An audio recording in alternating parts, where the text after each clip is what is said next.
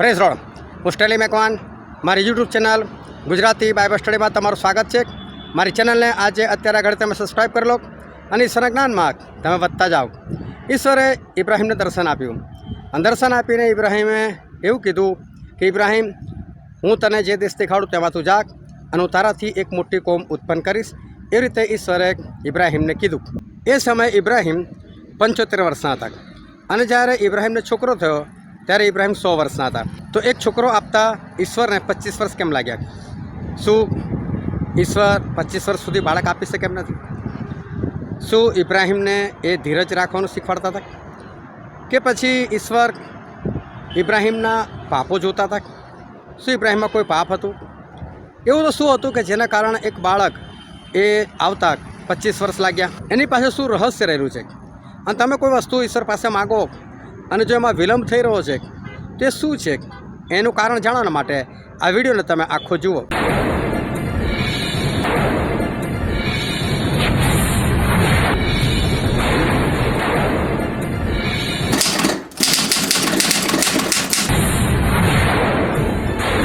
Hallelujah. ઈશ્વર પિતાનો આપણા પુષ્કળ આભાર માને કે આજે ફરી એક વખત ઈશ્વર આપણને જીવતા રાખ્યા, આપણને તાજગી આપી, તંદુરસ્તી આપી માટે આપણે ઈશ્વર પિતાનો આભાર માને। આપણે ઈશ્વર પિતાના વચન તરફ જઈએ અને બાઇબલની અંદરથી ઉત્પત્તિનું પુસ્તક તો 4થો અધ્યાય અને આપણે વાંચીએ તેની પહેલી કલમથી લઈને તેની 7મી કલમ સુધી ઉત્પત્તિ 4:1-7। અને આદામે પોતાની પત્ની હવાને જાણી અને તે ગર્ભવતી થઈ, તે કાઈનને જણી ને તેણે કહ્યું કે યહોવાની કૃપાથી મને પુત્ર મળ્યો છે। પછી તે તેના ભાઈ હાબેલને જણી, અને હાબેલ ઘેટાપાળક હતો પણ કાઈન ખેડૂત હતો। અને આગળ જતા એમ થયું કે કાઈન યહોવાને સારું ભૂમિના ફળમાંથી કંઈ અર્પણ લાવ્યો, અને હાબેલ પણ પોતાના ઘેટા બકરામાંના પહેલા જન્મેલા તથા પુષ્ટ લાવ્યો। અને યહોવાએ હાબેલને તથા તેના અર્પણને માન્ય કર્યા, પણ કાઈનને તથા તેના અર્પણને માન્ય કર્યા નહીં। માટે કાઈનને બહુ રોષ ચડ્યો અને તેનું મોં ઉતરી ગયું।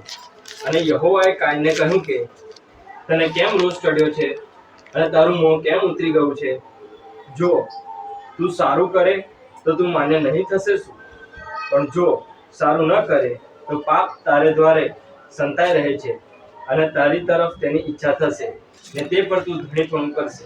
ઈશ્વર પિતાનું વાંચેલું વચન આપણા માટે પુષ્કળ આશીર્વાદિત છે અને ઈશ્વર પિતાનું વચન સત્ય છે અને બાઇબલનું વચન કહે છે કે તમે સત્ય જાણશો અને સત્ય તમને મુક્ત કરશે। ખૂબ ધ્યાનથી આપણે ઈશ્વરનું વચન સાંભળે, સમજીએ, ગ્રહણ કરીએ, વિશેષ કરીને આપણે એ પ્રમાણે ચાલે કે જેથી કરીને આપણા આકાશ રાજ્યના આપણે વારસદાર થઈ શકીએ। ઈશ્વરે વર્ષો પહેલાં ઇબ્રાહીમને પસંદ કર્યા અને ઇબ્રાહીમને પસંદ કરીને ઇબ્રાહીમને એવું કીધું કે ઇબ્રાહીમ, જે દેશ હું તને દેખાડું દેશમાં તું જા, તારા બાપનો આ ઘરને છોડ, આ દેશને છોડ અને હું તને એક દેશ આપીશ। અને સાથે સાથે ઈશ્વરે ઇબ્રાહીમને એ વાત કરી કે ઇબ્રાહીમ, હું તારાથી એક મોટી કોમ ઉત્પન્ન કરીશ। એ સમયે ઇબ્રાહીમ એ 75 વર્ષના હતા અને ઇબ્રાહીમને કોઈ પણ બાળક નહોતું અને ઇબ્રાહીમ પૈસાવાળા હતા। એમની પાસે એક બાળક સિવાયનું બધું સુખ હતું, સંપત્તિ હતી, રાજા જેવું જીવન હતું। એમની પોતાની પાસે એમના ઘરમાં રહેનારા સૈનિકો પણ હતા અને એમને કોઈ વાતની ખોટ નહોતી અને જે જગ્યા પર હતા ત્યાં એમનો ધંધો વગેરે બધું સરસ જામેલું હશે। પરંતુ ઈશ્વરે કીધું કે આ બધું છોડ અને જે દેશ હું તને દેખાડું ત્યાં તું જા કે છે અને હું તારાથી એક મોટી કોમ ઉત્પન્ન કરીશ। અને એવી રીતે ઈશ્વરે ઇબ્રાહીમને કીધું। ઇબ્રાહીમ એ જ દિવસે બધું છોડીને જે દેશ એટલે કનાન દેશમાં જવાનું ઈશ્વરે કીધેલું ત્યાં એ પહોંચી ગયા। એ સમયે ઇબ્રાહીમ એ 75 વર્ષના છે અને બહુ ધ્યાનથી સમજજો કે ઈશ્વર આજે કંઈક કહેવા માગે છે। હવે આ ઇબ્રાહીમ 75 વર્ષના છે, એમની પત્ની એમનાથી 10 વર્ષ નાના છે, એટલે કે 65 વર્ષના છે। હવે એ લોકો કનાન દેશમાં આવીને રહે છે, પરંતુ હજુ સુધી ઈશ્વરે કનાન દેશ એ લોકોને આપ્યો નથી। ખાલી ઈશ્વરે કીધેલું છે કે હું આપીશ, ઈશ્વરે કીધેલું તારાથી એક મોટી કોમ ઉત્પન્ન કરીશ, પરંતુ હજુ સુધી એક બાળક પણ ઈશ્વરે ઇબ્રાહીમને આપ્યું નથી। હવે ઇબ્રાહીમ ત્યાં ગયા, ત્યાં રહ્યા અને એવું થયું કે એ કનાન દેશની અંદર દુકાળ પડ્યો એટલે ત્યાં અન્ન નહીં હોવાને કારણે ઇબ્રાહીમે એ દેશ છોડી દીધો અને ઇબ્રાહીમ ત્યાંથી નીકળ્યા અને મિસર દેશની અંદર ગયા। હવે ખરેખર આપણે આપણી સાંસારિક દ્રષ્ટિએ જોઈએ તો ઇબ્રાહિમે જે કંઈ કર્યું સારું કર્યું, કારણ કે એ જગ્યા પર દુકાળ પડેલો તો ખોરાક હતો નહીં, તો પછી ખોરાક વગર શું કરવાનું? એટલે કે સ્વાભાવિક છે કે માણસ જ્યાં ખોરાક હોય ત્યાં જાય, અને એટલે આપણી દ્રષ્ટિએ જોવા જઈએ તો ઇબ્રાહિમે કશું ખોટું નથી કર્યું, પરંતુ ઈશ્વરની દ્રષ્ટિમાં એ ખોટું છે. અને ખોટું એટલા માટે છે કે ઇબ્રાહિમ એવું કીધેલું, ઈશ્વરે એવું કીધેલું કે ઇબ્રાહિમ તું કનાન દેશમાં જા. એટલે ઈશ્વરની આજ્ઞાથી કનાન દેશ માટે, પછી ત્યાં દુકાળ પડે કે ગમે તે પડે પણ ત્યાંથી હલવાનું ઈશ્વર નથી કીધું. પરંતુ દુકાળ પડ્યો તો ઇબ્રાહિમે ઈશ્વરને કહેવાનું હતું કે ઈશ્વર હું શું કરું, અહીંયા દુકાળ પડ્યો છે, ખાવાનું કશું દેખાતું નથી, તો પ્રભુ શું કરું? અહીંયા જ રહું, તમે મારા માટે કંઈક વ્યવસ્થા કરશો કે પછી મિસર દેશમાં અનાજ છે તો હું મિસર દેશમાં જતો રહું? એવું પૂછવું જોઈતું હતું. અને પૂછ્યા પછી જો કદાચ ઈશ્વર એવું કહેતા કે હા જા મિસર દેશમાં જા, તો ઇબ્રાહિમની ભૂલ નથી, પરંતુ એ પૂછ્યા કર ગયા એટલે ઇબ્રાહિમની ભૂલ થઈ. હવે ત્યાં ગયા તો ત્યાં ફારૂન રાજાને બીક લાગી કે ફારૂન એટલે દુષ્ટ રાજા હતો, અને ઇબ્રાહિમે જોયું કે અહીં ઈશ્વરથી બિનાર કોઈ વ્યક્તિ દેખાતું નથી. ઈશ્વરથી બેવું એટલે એનો અર્થ એવો છે કે ન્યાયપણામાં જીવન જીવવું, સારું જીવન જીવવું, જેને ઈશ્વરને બીક લાગે એ સારું જીવન જીવે. હવે ઇબ્રાહિમે જોયું કે અહીં તો ઈશ્વરની બીક જ નથી, અહીં તો બધા દુષ્ટ લોકો છે, એ લોકોનો રાજા પણ એવો છે, અને ઇબ્રાહિમની પત્ની સારા એ બહુ સુંદર દેખાય છે. એટલે ઇબ્રાહિમને બીજી બીક લાગી કે મારી પત્નીને કોઈ જોશે અને એને મારી પત્ની ગમી જશે, અને એને પોતાની પત્ની કરેલી એવી હશે તો હું તો એના રસ્તાનો પથ્થર બની જઈશ કે કાંટો બની જઈશ, એટલે તો મને મારશે, મને મારી બી નાખી શકે. એટલે આ તો પરાયો દેશ છે, અહીં તો મારી કોઈ ઓળખાણ નથી, કશું નથી, અહીં મને ઓળખનાર કોઈ નથી, તો આવું થઈ શકે છે. એટલે એમણે સારાને એવું કીધું કે સારા, જો કે છે કે આપણે એવી જગ્યા પર આવ્યા છે જ્યાં મને કોઈ ઓળખતું નથી, અને આ જગ્યા પર ઈશ્વરની બીક નથી, અને કદાચ એવું થાય કે તું કોઈને ગમી જાય અને તારા લીધે કોઈ મને મારવા માટે આવી જાય અને મને મારી નાખે, એના કરતાં તારે છે ને કોઈ પણ પૂછે તો એવું કહેવાનું કે ઇબ્રાહિમ તો મારો ભાઈ છે કે છે. એટલે ભાઈ કે એટલે રસ્તાનો કાંટો ના લાગે. હવે જોવા જઈએ તો આ ઇબ્રાહિમની એક બીજી ભૂલ છે, ભલે પરિસ્થિતિ ગમે તે છે, પરંતુ આ બીજી એક ભૂલ છે કે પોતાની પત્નીને એ જૂઠું બોલતા એ શીખવાડી રહ્યા છે. થાય છે પણ એવું, ફારૂન લઈ પણ જાય છે ને આ સારા ખરેખર ગમી જાય છે, પોતાના ઘરે પણ લઈ જાય છે, પરંતુ ઈશ્વર ત્યાંથી છોડાવે છે. અને ઈશ્વર સ્વપ્નમાં ફારૂન સાથે વાત કરે છે કે આને છોડ, આ તો કે ઇબ્રાહિમની પત્ની છે કે છે, મૂકી દે કે છે ને. અને એટલે ઇબ્રાહિમની પત્ની બચી જાય છે, પરંતુ ઇબ્રાહિમ આ જગ્યા પર પણ એક ખોટું કામ કરે છે. ત્યાર પછી સારા એવું કહે છે કે જો ભાઈ ઈશ્વર તને કહે છે કે ભાઈ તારાથી કોમ ઉત્પન્ન કરીશ, તને બાળક આપીશ, ફલાણું ઢીકણું, મને તો કંઈ કીધું નથી. બની શકે ઈશ્વરે તને આપવાનું કીધું હોય. તો એ લોકોની એ જમાનામાં એક પરંપરા હતી કે જે સ્ત્રી પાત્ર હોય એની જે દાસી હોય એ દાસી એના ઘરથી જ આવેલી હોય, સ્ત્રીના ઘરથી જ આપેલી હોય ને એનું કામ કરવા માટે. એટલે સાસરીમાં પણ એ છોકરી જેને બિંદાસથી શેઠાણીની જેમ જ રહે એના માટે એક દાસી આપેલી હોય. હવે એની જે પત્ની ચાહે તો એ આ દાસીને એના પતિને આપી શકે પત્ની બનાવવા માટે. એટલે સારા કહે છે કે ભાઈ એક કામ કર, આ હાગાર છે એને તું લે તારી પત્ની બનાવી કે છે, પરંતુ એનું જે બાળક હોય ને એની પર અધિકાર તો પાછો માલિકનો કહેવાય. એટલે પછી દાસીનો અધિકાર ના ગણાય, એ અધિકાર ગણાય સારાનો. એટલે કે છોકરો તો મારો જ કહેવાશે ને કે છે, એટલે કે તું એની સાથે લગ્ન કર કે છે, એનાથી બાળક થાય તો સારું કે છે. પરંતુ આ સમયે ઇબ્રાહિમે ફરી એકવાર પૂછવાનું હતું કે ઈશ્વર આ મારી પત્ની કહે છે ને અમારી તો પરંપરા છે જ, અમારી પરંપરા પ્રમાણે તો આ કોઈ પાપ નથી, તો પ્રભુ તમે શું કહો છો, હું આવું કરું કે ના કરું? અને એ કશું ઈશ્વરને પૂછતા નથી, અને પૂછ્યા વગર હાગારને રાખે છે, અને હાગારથી એક છોકરો પણ ઉત્પન્ન થાય છે, એનું નામ પાડવામાં આવે છે ઇસ્માઇલ. અને ઇસ્માઇલ વંશજો એટલે આ આરબ દેશના જે લોકો છે એ બધા ઇસ્માઇલના વંશજો છે. હવે શું થયું કે ઇબ્રાહિમને તો છોકરો મળી ગયો, એટલે ઇબ્રાહિમ તો ખુશ. હવે એમાં ને એમાં ઇબ્રાહિમનું જીવન જાજા કરે છે. હવે એને પેલું યાદ પણ નથી આવતું કે ઈશ્વરે મને એક છોકરો આપવાનું કીધેલું છે, અને ઈશ્વરે મારાથી કોમ ઉત્પન્ન કરવાની કીધી છે, એને તો મળી જ ગયો છે. પરંતુ ઈશ્વર આવ્યા અને ઈશ્વર આવીને ફરી એની સાથે વાત કરે, ઇબ્રાહિમ આ ઇસ્માઇલ ભલે તારો છોકરો કહે છે, તારો છોકરો છે એટલે એને આશીર્વાદ આપીશ કે છે, એના સંતાન બી પુષ્કળ વધશે, એ લોકો બી આશીર્વાદિત થશે કે છે, પણ મેં તને જે કીધું છે ને આ નહીં કે છે. મેં તને જે સંતાન આપવાનું કીધું એ સારાથી જ થશે. આ દાસી પુત્ર છે, આ નહીં કે છે, એટલે હું તને બાળક આપીશ તો સારાથી જ થશે કે છે. હવે ઇબ્રાહિમને ખાતરી થઈ ગઈ કે ભાઈ આ છોકરો બી મારો નથી, અને મને તો ઈશ્વર હજુ આપવાની વાત કરે છે. પરંતુ આમ કરતાં કરતાં ઇબ્રાહિમની ઉંમર વધતી ગઈ અને ઇબ્રાહિમ 99 વર્ષના થઈ ગયા. એમની પત્ની 89 વર્ષના થઈ ગયા. પરંતુ હજુ સુધી ઇબ્રાહિમને કે સારાને બાળક નથી થયું. ઈશ્વરે કોમ આપવાનું કીધેલું, એની જગ્યા પર એક બાળકના ઠેકાણા નથી. ધ્યાનથી સમજો, આપણે ગમે તેની વાત નથી કરતા, આપણે ઈશ્વરની વાત કરીએ છીએ. એવા ઈશ્વર કે જે સર્વશક્તિમાન છે, એવા ઈશ્વર કે જે ખાલી શબ્દો બોલ્યા આકાશ બની જાઓ અને આકાશ બની ગયું. આપણે એવા ઈશ્વરની વાત કરીએ કે જે એમણે કીધું કે પૃથ્વી બની જાઓ અને પૃથ્વી બની ગઈ. આ બધું બની ગયું એ આપણે ખાલી એમને વિચારે ને તો કશો ફરક નથી પડતો આપણને.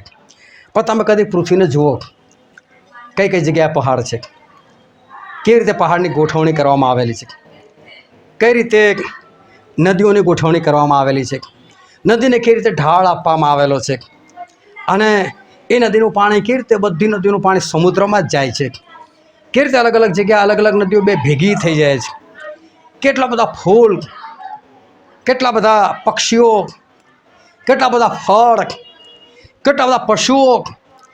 તમે જો બધાના આકાર અલગ, બધા પશુ પક્ષીઓના સ્વભાવ અલગ, બધાના કલર અલગ, અને ફૂલોમાં જુઓ, ફૂલોના કલર અલગ.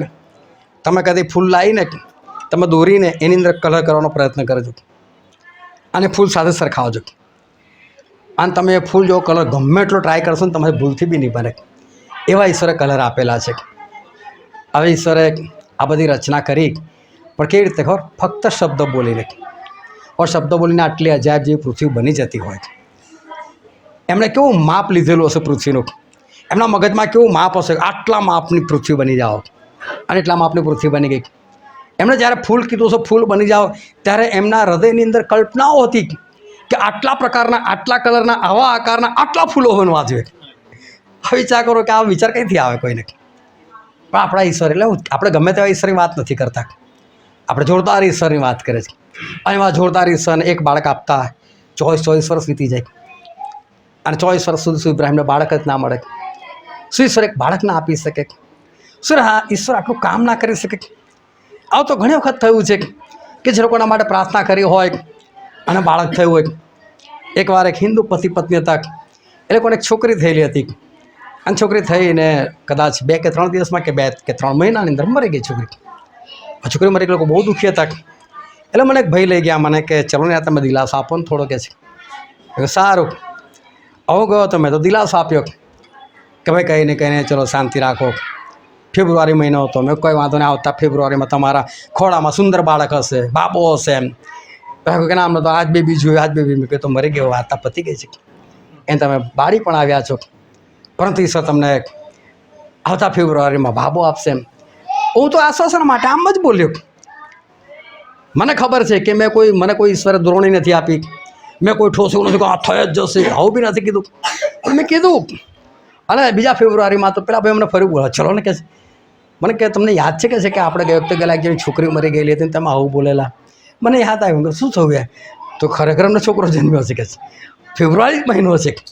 વિચાર કરો કે એક સામાન્ય માણસ બોલતો ને પ્રભુ કામ કરી દેતા હોય, તો આ તો સાક્ષાત પ્રભુએ કીધેલું છે, જોરદાર પ્રભુએ કીધેલું છે, સર્વશક્તિમાન પ્રભુએ કીધેલું છે ને. એમને આટલા બધા વર્ષો, 24 વર્ષો વીતી જાય ને પ્રભુ એક બાળક ના આપી શકે? શું ઈશ્વર આપવા નહોતા માગતા? કે ઈશ્વરની પાસે શક્તિ નહોતી? કે ઈશ્વર કઈ રીતે આ 24 વર્ષ એ લગાડી શક્યા? પણ 24 વર્ષ સુધી ઇબ્રાહિમને બાળક નથી. અજાયબ જેવી વાત છે.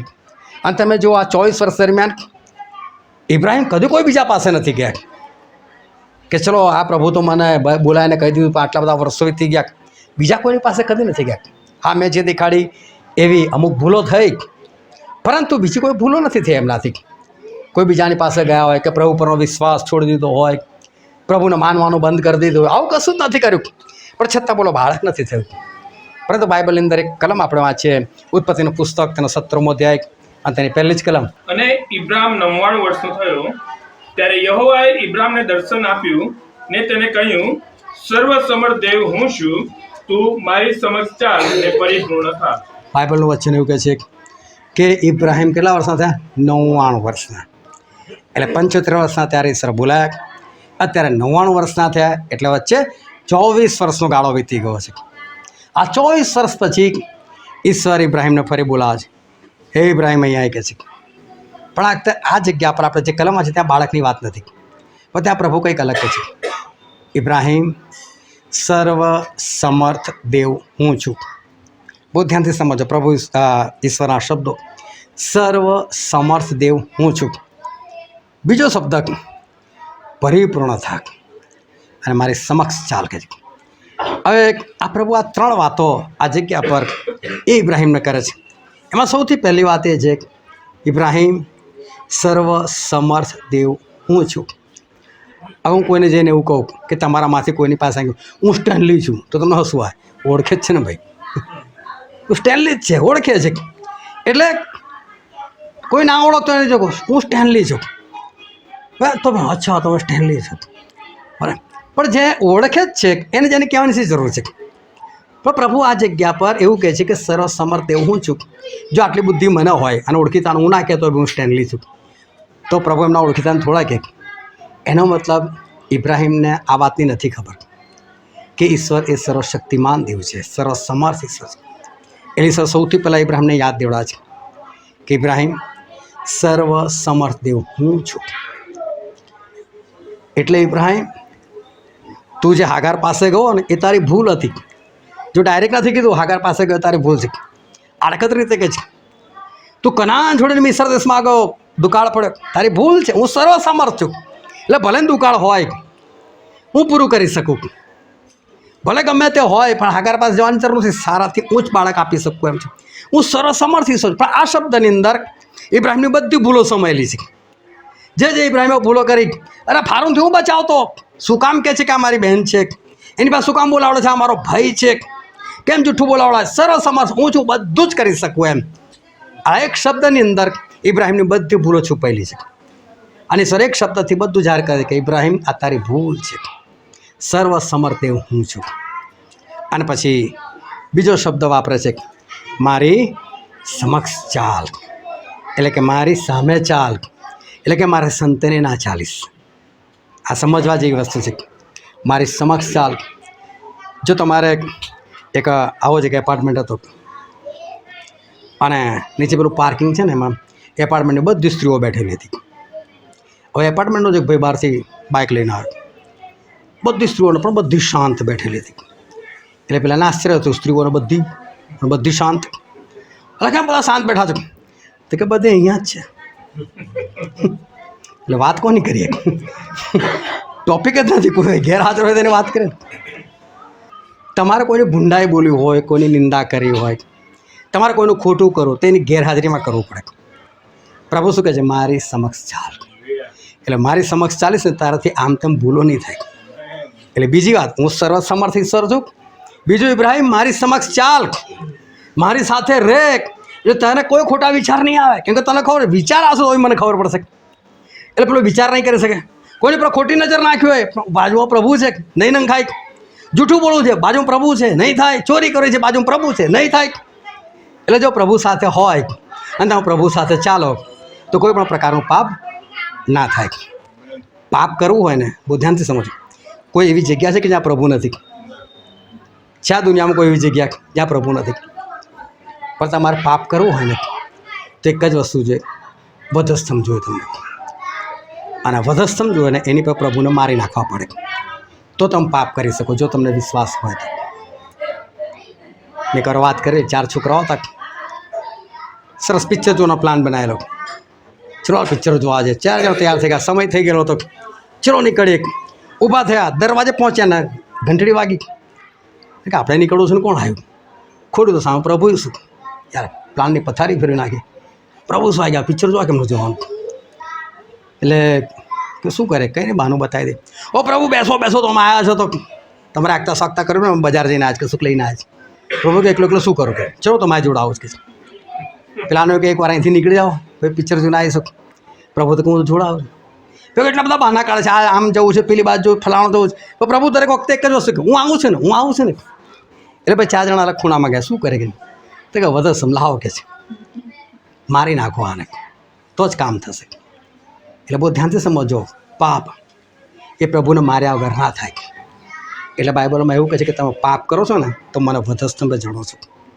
હિબ્રુ 6th અધ્યાય 4, 5, 6 કલમ વાંચજો, એમાં લખેલું છે કે જ્યારે તમે પાપ કરો છો ને ત્યારે તમે મારી મસ્કરી કરો છો, તમે ખુલ્લી રીતે મારું અપમાન કરો છો અને તમે વધસ્તંભે જણો. ચલો વાંચી જ કાઢો હિબ્રુ 6, 4, 5, 6. કેમ કે જેઓ એકવાર પ્રકાશિત થયા, જેઓએ સ્વર્ગીય દાનોનો અનુભવ લીધો, જેઓ પવિત્ર આત્માના ભાગીદાર પણ થયા, અને જેઓએ દેવના ઉત્તમ વચનોનો તથા આવનાર યુગના પરાક્રમનો અનુભવ કર્યો અને ત્યાર પછી પતિત થયા એટલે કે પાપ કર્યું, તેઓની પાસે નવેસરથી પ્રસ્તાવો કરાવવો એ અશક્ય છે. કેમ કે તેઓ પોતામાં દેવના પુત્રને ફરીથી વધસ્તંભે ચડાવે છે અને ખુલ્લી રીતે તેનું અપમાન કરે છે. એટલું સ્પષ્ટ લખ્યું છે કે જે પાપ કરે છે એ તો કે પ્રભુ શું વધસ્તંભે ચડાવે, ખુલ્લી રીતે એનું અપમાન કરે છે. એટલે પાપ કરવું એટલે ખબર છે કે દરેક જગ્યાએ પ્રભુ છે જ. તો પાપ કરવા માટે તમારે શું કરવું પડે? પ્રભુને મારવા પડે. એટલે પ્રભુ કહે છે કે પાપ કરવું એટલે મને વધસ્તંભે મારવા બરાબર છે. તો પ્રભુ ઇબ્રાહિમને કે ઇબ્રાહિમ મારી સમક્ષ ચાલ કે છે. પહેલી વાત પ્રભુએ કીધું સર્વ સમર્થ હું છું.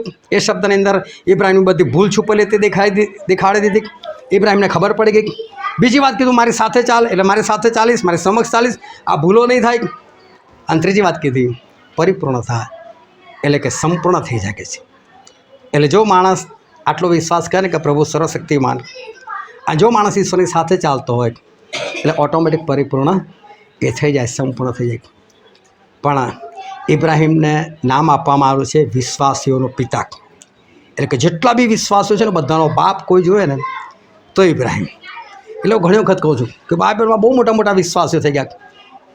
મૂસાને જોઈએ સમુદ્રના 2 ભાગ કરીને કોઈ નથી કર્યા, પણ એનો બાપ કોણ વિશ્વાસમાં?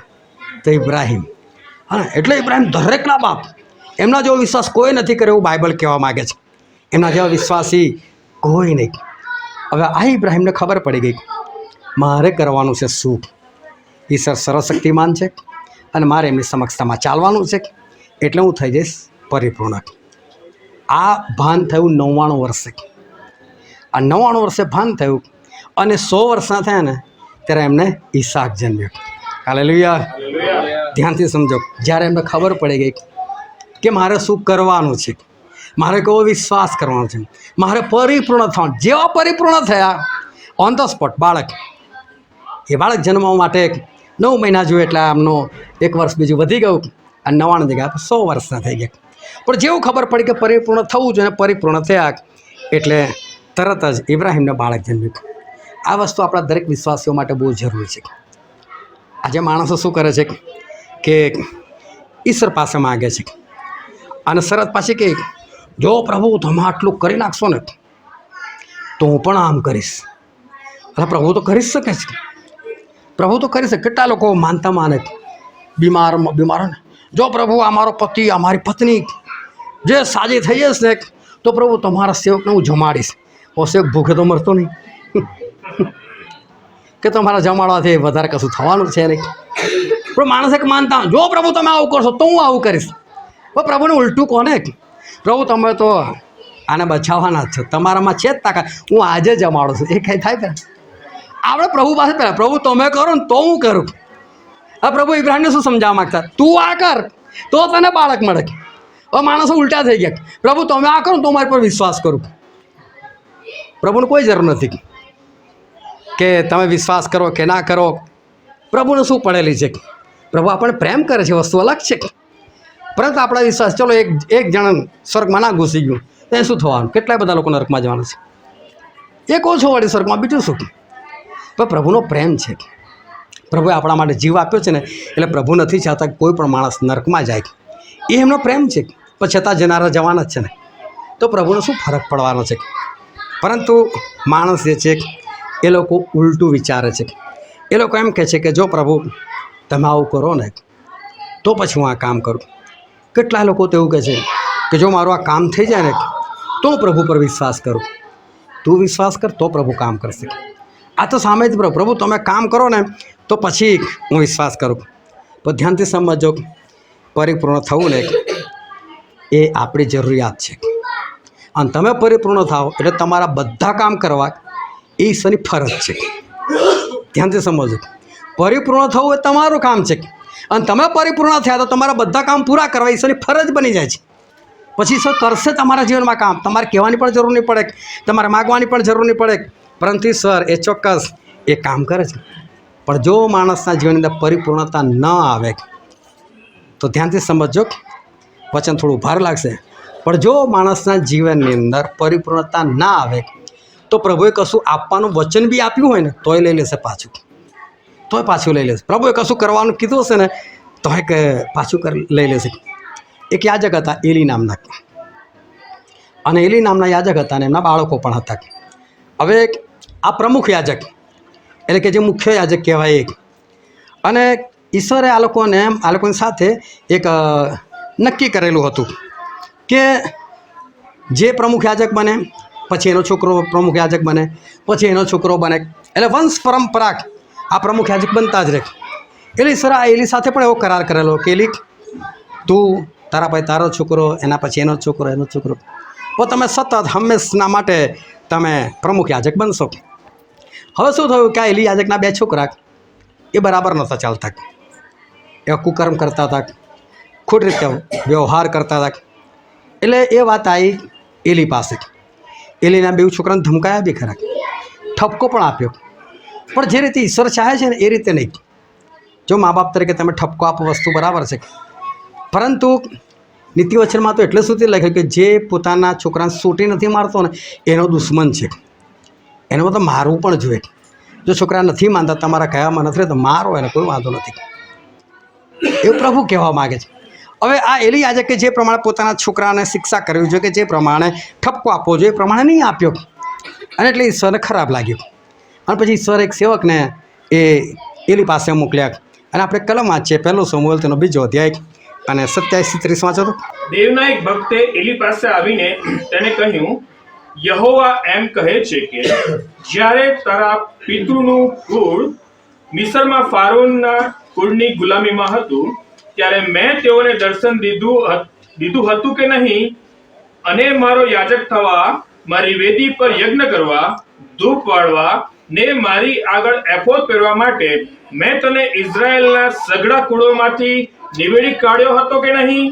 તારા બાપના કુળને ઇઝરાયેલ પુત્રોના સર્વ હોમ યજ્ઞો મેં આપ્યા હતા કે નહીં? તો મારો જે યજ્ઞ ને મારું જે અર્પણ મારા રહેઠાણમાં કરવાની મેં આજ્ઞા કરી છે તેને તમે કેમ લાત મારો છો? વળી મારા ઇઝરાયેલ લોકોના સર્વ ઉત્તમ અર્પણોથી પુષ્ટ બનીને તું મારા કરતા તારા દીકરાઓનું માન કેમ વધારે રાખે છે? આથી ઇઝરાયેલનો દેવ યહોવા કહે છે, તારું કુળ તથા તારા બાપનું કુળ હું મારી સમક્ષ સદા ચાલશે એમ મેં કહેલું તે ખરું. પણ હવે યહોવા કહે છે કે એ મારાથી દૂર રહો, કેમ કે જેઓ મને માન આપે છે તેઓને હું પણ માન આપીશ, અને જેઓ મને તુચ્છ ગણે છે તેઓ હલકા ગણાશે. ચલો, સ્પષ્ટ વચન છે. પ્રભુએ કીધું કે એલી, મેં તને કીધેલું હતું કે નહીં કે વંશ પરંપરા તમે યાજક બનશો કે છે. હવે બધું દૂર થાવ મારાથી, હવે નહીં બનો કે છે. આ વાર્તા ખલાસ તમારી. જો માણસ પરિપૂર્ણ ન થાય ને તો ઈશ્વર આપેલું પણ લઈ લેશે. માણસોને ઈશ્વરનો કાયદો છે ને ઘણી વખત ઉલટો લાગે છે કે ઈશ્વર ખોટું કરી રહ્યા છે.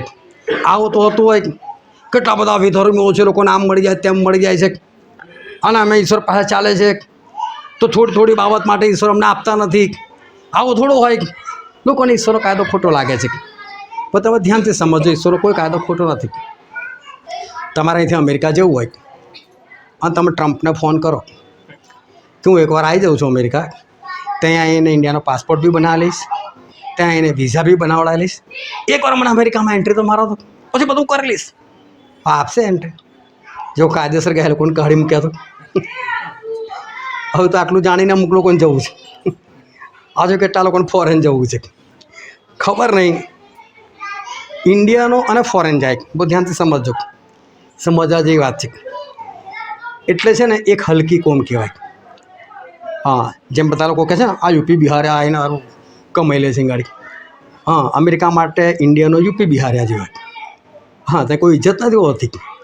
કેમ જાય છે એના લોકો? અહીંયા બાઇક પર જેને શરમ લાગતી હોય ને તે સાયકલ ફેરવે છે. હા, તે સાયકલ ફેરવે, હલકા હલકા કામ કરે. હા, ભાઈ સાહેબ કરે તે ગાડી, અને અહીંયાને જ પાછા કોલર ઊંચો કરીને જીવે. અહીં તમારી ગમે તેવી ડિગ્રી તે કોઈ પૂછતું પણ નથી. મેં આ લોકોને જોયા છે અહીં BSc નર્સિંગ થયેલા છે અને ત્યાં જઈને પેલી ઇલેક્ટ્રિક સાયકલ પર ડિલિવરીઓ કરે છે. અને કહેવા અમે લોકો તો ફોરેનમાં છે, કશી ઇજ્જત નથી. હવે જો કોઈને જવું છે ફોરેન તો કાર્યવાહી અહીં પૂરી કરવાની છે. પાસપોર્ટ પહેલાં જોઈએ, વિઝા પહેલાં જોઈએ, એની ફી પહેલાં ભરવાની, પછી તમે ત્યાં જઈ શકો. હવે આપણે જઈને ન પહેલાં બોલાવો તો ખરો અમેરિકા, કે અમે ભાગી જવાના, અમે ચોર છે, ચાલે એવું નહીં ચાલે. કંપનીમાં નોકરી લાગો, જો દોસ્ત પહેલી તારીખે પગાર આપી દો ને પછી હું 30 કામ કરીશ, આપશે? અને સીધી વસ્તુ, પહેલાં તમે લોકો ટીચાઓ પછી તમને પગાર મળશે. આ સીધો કાયદો. પ્રભુ એ જ કહેવા માગે છે પરિપૂર્ણ થાય ને આપીશ ને ભાઈ. ના, પ્રભુ પહેલાં આપો તો હું પરિપૂર્ણ થઈ જાઉં, તો હું તમારી પર વિશ્વાસ કરું. આ ઉલટો કાયદો તમે કઈથી બનાવી દીધો? એટલે ખરેખર પ્રભુનો કાયદો ઉલટો નથી, પ્રભુએ તો શીખવાડેલું છે બરાબર, પરંતુ માણસને એ ઉલટું લાગે છે. પ્રભુ તો સીધી સાદી એ વાત કરે છે, તમારે જે પહેલાં કરવાનું છે એ તમે કરો, અને પછી આપણા ઈશ્વર તો એવા છે એ કરે જ કરે. આપણા ઈશ્વર બીજાના જેવા નથી કે એ દગો આપે. એસાવ હતો અને એનો ભાઈ હતો યાકૂબ. આ બંનેની માના પેટમાં હતા ત્યારથી જ લડાઈ ઝઘડો થયેલો. અને મોટો હતો એ યાકૂબ હતો, અને નાનો હતો એસાવ હતો. પરંતુ એસાવ યાકૂબને ધક્કો મારી અને આ પૃથ્વી પર પહેલો પગ મૂકી દીધો એટલે મોટા થઈ ગયા, જ્યેષ્ઠ પુત્ર બન્યો. અને તમે જુઓ કે અમુક વસ્તુ એવી છે બાઇબલની અને સંસારની વસ્તુ પણ અમુક લોકોને જ્ઞાન ના હોય એટલે નથી ખબર પડતી. હું તમને પૂછું, તમે 1 વર્ષના હતા ત્યારે તમે શું કર્યું? તમને નથી ખબર. તમે 2 વર્ષના હતા તમે શું કર્યું? તમને નથી ખબર, કારણ કે સમય બુદ્ધિ નથી હોતી આમ. પરંતુ એવું કહે છે કે બાળક માના પેટમાં હોય છે ને ત્યારથી એનામાં બુદ્ધિ હોય છે. આજની તારીખમાં ઇઝરાયલની સ્ત્રીઓ જે પ્રેગ્નન્ટ બને છે એ ગણિતના અને વિજ્ઞાનના અઘરા એક્ઝામ્પલ હોય ને એને સોલ્વ કરવા માટે બેસે છે. કેમ? એ જે કંઈ વિચાર છે કે જ્ઞાન પ્રાપ્ત છે ને પેલા બાળકને મળતું હોય છે, એને ખબર પડતી હોય છે અંદર. તમે બાળક જુઓ, એવું કહે છે કે 6 મહિના સુધીનું બાળક, એને તમે પાણીમાં નાખો નહીં ડૂબે, એને તરતા આવડે છે. 6 મહિના પછી ભૂલી જાય છે, પણ 6 મહિના સુધી એને પાણીમાં તરતા આવડે છે, કારણ કે એની માના પેટમાં તરતું જ હોય છે, તેને કશું નથી થતું. એટલે એ બાળક જ્યારે 9 મહિનાનું થાય છે અને જ્યારે એને પૃથ્વી પર આવવાનો સમય થાય છે એ પોતે એની માના પેટમાં પોઝિશન બદલી નાખે છે કે મારે કઈ રીતે બહાર આવવું ને એ રીતે બહાર આવે છે. આ જેટલી બી સિઝરન ડિલિવરીઓ થાય છે એ બધી બોગસ. હા, વર્ષો પહેલાં સિઝરનની કોઈને જ્ઞાન નહોતું ત્યાર સુધી બધા બાળકો મરી જ જતા હતા, બધા નાળ જ લપટે જતી હતી, બધા અંદર ગંદકી જ ખાઈ જતા હતા, બધા ઉલટા જતા અંદર. આ બધું ફાળમ છે. હા, પછી તમે શેતાનમાં જીવતા હોય તો તમારા જીવનમાં થાય. તમે ઈશ્વરને માન મહિમા ના આપતા તો પછી પેટ કાપવા પડે, બાકી જરૂર નથી. ધ્યાનથી સમજો એક વચન. પણ આ હકીકત છે, બાળક માના પેટમાં હોય છે ને ત્યારથી એને એટલી બુદ્ધિઓ છે. એ યાકૂબને બુદ્ધિ હતી, એસાવને બુદ્ધિ હતી, અને એટલે એસાવ યાકૂબને ધક્કો માર્યો, પહેલો આવી ગયો, કારણ કે એને ખબર હતી કે જ્યેષ્ઠ પુત્ર હોય અને એના બાપની અડધી મિલકત એમને મળી જાય છે, અને બાકીના અડધામાંથી જે સરખા ભાગ પડે એમાંથી એને હિસ્સો મળે છે. એટલે આને દોલત જોઈતી હતી, મિલકત જોઈતી હતી. એસાવ ધક્કો માર્યો, આવી ગયો પહેલો. પરંતુ જે પહેલો જન્મે એણે ઈશ્વરની સેવામાં પણ જવાનું હોય, એનું ધ્યાન આને નહોતું, એ મારે નથી કરવું. પણ યાકૂબને તો પહેલું એટલા માટે આવું હતું કારણ કે એમને ઈશ્વરની સેવા કરવી હતી. એટલે જ્યારે જુવાન થાય તો બી એમણે વાત યાદ રાખી. અને એકવાર એસાવ આવે અને એમણે સરસ ખાવાનું બનાવેલું. એસાવ કહે છે મને ખાવાનું આપવાને ભૂખ લાગી છે, મફત નહીં મળે. આજથી હું મોટો બોલ, જ્યેષ્ઠ પણ વેચાતો આપવું છે, કાયદેસર ખરીદીને લીધેલું છે. બહુ લોકો યાકૂબ પર બહુ ખોટો ઉપદેશ કરે છે કે યાકૂબ ઠગ હતો. આખા બાઇબલમાંથી એક ઠગનું કામ મન દેખાડજો યાકૂબનું. એક પણ નથી કર્યું. એને નથી એના બાપને ઠગ્યો, નથી એણે એના ભાઈને ઠગ્યો, કોઈને નથી ઠગ્યા. એ મોટો હતો એટલે એને આશીર્વાદ લીધો છે. એના બાપે સમજી વિચારીને કે આ યાકૂબ જ છે એ જાણીને જ આશીર્વાદ આપેલો, એવું સ્પષ્ટ બાઇબલમાં લખેલું. એ કંઈ ધોકો નથી ખાધો. પણ સમજવા જેવી વાત એ છે કે આપણે કઈ રીતે સમજીએ છીએ. બાઇબલની અંદર બધું સ્પષ્ટ જ લખેલું. એટલે યાકૂબને ખબર છે કે મોટો હું હોઉં છું, મારે સેવા માટે જવું છે. મારા બાપને કહીશું, મા બાપ તને મોકલશે, આ મોટો છે. એટલે કે બોલ બોલ મોટો હું ખાવાનું આપું, તારું જ્યેષ્ઠ પણ મને વેચ. અને વેચ્યું એણે. અને ત્યારે યાકૂબે એ ખાવાના બદલામાં એ ખરીદ્યું. હવે એસાવનું શું જોતું હતું? મિલકત જોઈતી હતી. પણ ત્યાર પછી શું થયું? યાકૂબ તો ભાગી જાય છે એના મામાના ઘરે. ત્યાં 20 વર્ષ મજૂરી કરે છે, લગ્ન પણ કરે છે, બાળકો પણ થાય છે, અને 20 વર્ષ પછી પાછા આવે છે. અને 20 વર્ષ પછી પાછા આવે છે ને ત્યારે આ એસાવ એ તો ભાગીને સેઈર નામના પહાડ પર એણે પોતાનું વતન બનાવી દીધેલું, ત્યાં રહેવા જતા રહેલા. જો જે માણસ ઈશ્વર પાસેથી ખોટી રીતે મેળવવાનો પ્રયત્ન કરે, કે આ સંસારના નીતિ નિયમો પ્રમાણે કંઈ ચાલ રમીને ખોટું મેળવવાનો પ્રયત્ન કરે, એને મળતું નથી, ભાગવું પડે છે. અને ઈસાકનો વારસદાર બન્યા તો યાકૂબ જ બન્યા, જેમણે માગ્યું પણ નથી, પણ એ વારસામાં એમને જ મળ્યું. અને સાવ તો સેઈર પહાડ પર જતો રહ્યો. અને સેઈર પહાડ એટલે સાવ ઉજ્જળ અને બેકાર જગ્યા છે, એવી જગ્યા પર એમનું વતન થયું. ઈશ્વરનો કાયદો એ સીધો સરળ છે. મારી સમક્ષ ચાલ, પરિપૂર્ણ થાક, સરળ સમર્થ એવું હું છું, હું તને આપીશ. બસ તમારે શું જોઈએ છે? તમારા જીવનમાં કઈ કમી ઘટી છે? તમારા જીવનમાં કઈ ઉણપ છે? બહુ ધ્યાનથી સમજો. પૈસાની ઉણપ છે? તમારા જીવનમાં કોઈ શારીરિક ઉણપ છે? તમારા જીવનમાં આર્થિક ઉણપ છે? આત્મિક ઉણપ છે? કોઈ લડાઈ ઝઘડા કંકાસ છે? દેવું છે? જે બી હોય તમારા જીવનની અંદર પૂરું કરવું છે પ્રભુ પાસેથી, એક જ વસ્તુ, પ્રભુ શું સરળ શક્તિમાન છે, એમની સમક્ષ સમાચારનું પરિપૂર્ણ થઈ જાવ. બસ આની તરફ તમે લક્ષ આપો. તમે પેલી બાજુ લક્ષ આપશો ને, જેટલું એ બાજુ ભાગશો ને, નહીં તમે પરિપૂર્ણ થાવ, નહીં પ્રભુ તરફથી તમને મળે, નહીં પેલાને તમે પહોંચી વળી શકો. બહેતર છે તમે ઈશ્વર પાસે જાઓ, તમે પરિપૂર્ણ થાવ. અને જો બાકીનું ઈશ્વર પૂરું કરે છે કે નથી કરતા, કારણ કે ધ્યાનથી સમજવાની વસ્તુ છે. આજે નરેન્દ્ર મોદી આપણા ભારતના વડાપ્રધાન છે. આજે જે સૂટ પહેરે છે ને, એ 20, 30, 40, 50 લાખના તો સૂટ હોય છે. એ ખાલી ગોગલ્સ પહેરતા હોય 10 લાખના ગોગલ્સ, મને નથી ખબર એમાં શું હોય છે. 10 લાખના ગોગલ્સ. એ કદાચ તમને બોલાવે એમની બર્થડે પાર્ટીમાં, તમને એવું થાય કે નરેન્દ્ર મોદીને ગિફ્ટ આપવું, તો શું આપો ગિફ્ટ? તમારી ગિફ્ટ નરેન્દ્ર મોદીના ઘરમાં ના શોભે, એટલી મોંઘી તમે આપી ના શકો. પણ છતાં જો તમારે આપી હોય, અને નરેન્દ્ર મોદીને તમારી પર પ્રેમ હોય, અને એ નરેન્દ્ર મોદી તમારી ગિફ્ટ સ્વીકારવા માગતા હોય, પણ પછી કેવું થાય, તમારા ઘરે બીજો તમારી બર્થડે પાર્ટી, પછી બીજા 30 બધા આવે, હે શું આવ્યું ગિફ્ટમાં? આ કોણ આપ્યું? આ કોણ આપ્યું? અને તમે બધા ક્યાં ખુશ થઈને દેખાડો, આમાં નાણાં આપ્યું, આમાં નાણાં આપ્યું, આણા આપ્યું. નરેન્દ્ર મોદીની બી એના બી મિત્રો તો હોય ને, પૂછે ને, પછી તને કોણ આપ્યું, શું આપ્યું? આ સોફા સરસ છે આપણા માટે તો. આ સોફા નરેન્દ્ર મોદીના ઘરમાં થોડો શોભે, જઈને આપી દીધો હોય, પણ નરેન્દ્ર મોદીને પ્રેમ છે એટલે રાખી લે. પણ એને કોઈ પૂછશે કે ભાઈ કોણ આપ્યો? ભાઈ વડોદરામાં વિકી છે ને આપ્યો, હા આવો લેવાનો. પણ એને પ્રેમ છે તો શું કરશે? સોનીને બોલાવે, ભાઈ આ જેટલો બી આખો સોફો છે ને, સોનાથી મળી દો આને. એટલે સોનાનો લાગવો જોઈએ, સોનાથી મળી દે, ભલે અંદર ઓરિજિનલ છે, આખો સોનાથી મળી દે. અને પછી કોઈ પૂછ્યા કોણ? વિકી આપ્યો. એના કે મેં ઉપર સોનું મળે, કેમ કે ઇજ્જત રાખે, પ્રેમ કરે છે. પ્રભુ તમને ગ્રહણ કરે, તમે પરિપૂર્ણ થાવ, તમે પ્રભુના બાળક બનો, બરાબર? પણ તમે પરિપૂર્ણ થયા આગળ પ્રભુના બાળક બનવા જાઓ તો લોકો શું કહે? પ્રભુ આવું બાળક તમારું. પેલો માધો તમારો છોકરો, તો પ્રભુની ઇજ્જત ના જાય? તો પ્રભુ શું કરે? સાજો જ કરે ને. પ્રભુ પેલો આવો છે, એનો સ્વભાવ ખરાબ છે, જુઠ્ઠો છે, લબાડ છે, તમારે ના, એનો સ્વભાવ ના બદલી નાખી શકે. હાલેલુયા. સમજો કે તમે પરિપૂર્ણ થાવ ને, તો તમારી જેટલી બી ઉણપ કેમ ઈશ્વર પૂરી કરે. કોઈ ઈશ્વર ના કહે તારો છોકરો આવો છે, એટલે તમે બીમાર હો તો સાજા થઈ જાય, દેવાદાર હોય તો તમે આપનાર બની જાઓ, બધું ઈશ્વર બદલી કાઢે, કારણ કે તમે પરિપૂર્ણ થયેલા છો. જ્યારે એક જ પરિવાર હતો આ પૃથ્વી પર, અને આદમ અને હવા 2 જ જણા, અને પછી એમને પહેલું બાળક જન્મે છે, એ છે કાઈન. ફરી બીજું બાળક જન્મે છે, એનું નામ હાબેલ પાડ્યું. અને હાબેલ એ ખેડૂત બન્યા, અને કાઈન ઘેટા પાળક બને છે. એના મા બાપ અર્પણ લાવે છે, એ લોકોને ખબર પડે છે, તો આ લોકો આપણે અર્પણ કરો. છોકરાઓએ અર્પણ કરે છે, પરંતુ ઈશ્વરે આ કાઈનનું અર્પણ ના માન્ય કર્યું, એનું અર્પણ સ્વીકાર્યું નહીં. હવે કોને ખબર બી પડી ગઈ, ખરેખર હું કાઈન જેવા બી હતા.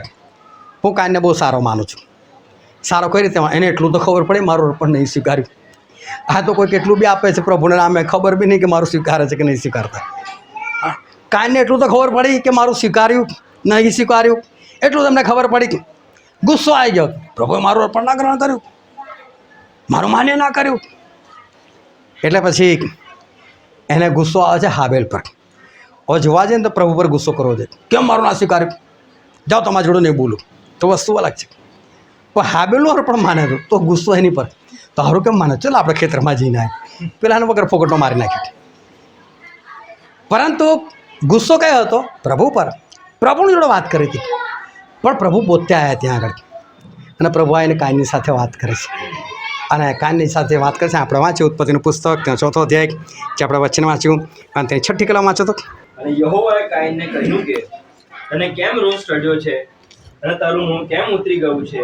બાઇબલ કહે છે કે તને કેમ રોષ ચડ્યો છે, કે છે તારું મોઢું કેમ ઉતરી ગયું છે, તને કેમ રોષ ચડ્યો છે, કે છે. અને પછી આગળ વાંચો 7મી કલમ. જો તું સારું કરે તો તું માન્ય નહીં થશે શું? પણ જો સારું ન કરે તો પાપ તારે દ્વારે સંતાઈ રહે છે, અને તારી તરફ તેની ઈચ્છા થશે, ને તે પર તું ધણીપણું કરશે. શું કહે છે બાઇબલ? જો તું સારું કરશે તો માન્ય નહીં થાય. હાલેલુયા. હાલેલુયા. વસ્તુથી મતલબ નથી, પણ પ્રભુ શું કહે છે? જો તું સારું કરે, તું સારું કરે તો હું તને મંજૂર કરું, તને માન્ય કરું. ઈશ્વર આપણને માન્ય કરે એટલે શું? આપણા બધા કામ પાર નીકળી જાય. પણ સારું તો કરો. ઈશ્વર તમારી પાસે એ જ ચાહે છે. એ સર્વશક્તિમાન છે, માનો એમની સાથે ચાલો ને પરિપૂર્ણ થઈ જાઓ. સારું કરો, બસ સારું કરો તો તમે ઈશ્વરને માન્ય, અને તમે ઈશ્વરને માન્ય થાઓ તો તમારું કોઈ પણ કામ આ દુનિયા પર નહીં રોકાય, તમારા બધા કામ પરિપૂર્ણ ઈશ્વર કરશે. પણ જો આપણે સારું જ નહીં કરીએ તો પછી ઈશ્વર આપણને મંજૂર કંઈથી કરશે, આપણને માન્ય કંઈથી કરશે, અને આપણા કામ કંઈથી પૂરા કરશે. અને આ કાઈનને આખી પૃથ્વી પર ભટકવાનો શ્રાપ મળ્યો. એના માટે પોતાના વિશે બહુ કાળજી રાખો. તમારા જીવનમાં જે બી ઉણપ હોય, જેવી તમારા જીવનમાં કમી ઘટી હોય, ઈશ્વર એને ત્યારે જ પૂરી કરશે જ્યારે તમે માન્ય થશો. તમે માન્ય ક્યારે થશો? કે જ્યારે તમે સારું કરશો. પણ તમે એમને તમારી રીતે બધામાંથી છૂટવાનો પ્રયત્ન કરશો ને કશાથી નહીં છૂટાય.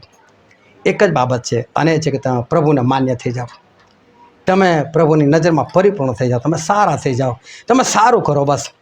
અને જો ઈશ્વર તમારું બધું બીજું સારું કરે છે કે નહીં, તમે ઈશ્વરની દૃષ્ટિમાં સારા છે, ઈશ્વર તમને બધી રીતે સારા કરી નાખશે. હાલેલુયા. આપણે ત્યારે ત્યાં આપણે આંખોને બંધ કરી આપણા મસ્તકો પ્રભુ શ્રી ખ્રિસ્તની હજુરીમાં નમાય. ઈશ્વરે ઇબ્રાહિમને 24 વર્ષ સુધી બાળક નહોતું આપ્યું. એનું કારણ એ નહોતું કે પ્રભુ નહોતા કરી શકતા, પણ તો પ્રભુ આપવા માગે છે, પણ સાથે સાથે તમને પરિપૂર્ણ કરવા માગે છે કે તમે પરિપૂર્ણ થાઓ અને ઈશ્વર પાસે માગણી કરો. જો તમે પરિપૂર્ણ થાઓ તે તમારી અગત્યતા જાણે છે અને તમને પૂરું પાડશે. માગ્યા વગર બી એ પૂરું પાડી શકે એવા ઈશ્વર છે. પરંતુ ઈશ્વર એક જ ચાહે છે કે આપણે એમની સમક્ષ ચાલે કે જેથી આપણે પાપ ના કરીએ. આપણે એવો વિશ્વાસ કરીએ કે પ્રભુ સર્વશક્તિમાન છે, અને આપણે પરિપૂર્ણ થઈએ કે જેથી કરીને આપણા આકાશના રાજ્યના આપણે વારસદાર થઈ શકીએ. કારણ કે ઈશ્વર આપણને આકાશના પણ વારસદાર બનાવવા માગે છે, અને આ પૃથ્વી પર બી આપણી દરેક કમી ઘટીઓ પૂરી કરવા માગે છે. ત્યારે આપણે યોગ્ય બનીએ, આપણે સારું કરીએ. પ્રભુએ કાંઈને જ કીધું કે કાંઈ જો તું સારું કરશે તું માન્ય થશે. તો ફક્ત સારા બની જાઓ. ઈશ્વરની દૃષ્ટિમાં જે સારું છે ફક્ત તમે કરો, તમે માન્ય થઈ જશો, તમારા બધા કામ પૂરા થઈ જશે. તમારી જેટલી જરૂરિયાતો છે બધી ઈશ્વર પૂરી કરશે, પણ તમે ઈશ્વરને માન્ય થઈ જાઓ. ઈશ્વરની દૃષ્ટિમાં જે સારું છે તમે કરો, અને તમારું ઈશ્વર બધું સારું કરશે. આ વચન સમજવાના માટે, ગ્રહણ કરવા માટે, એ પ્રમાણે ચાલવાના માટે પ્રભુ ઈસુ ખ્રિસ્તની કૃપા આપણા દરેક પર થાવ.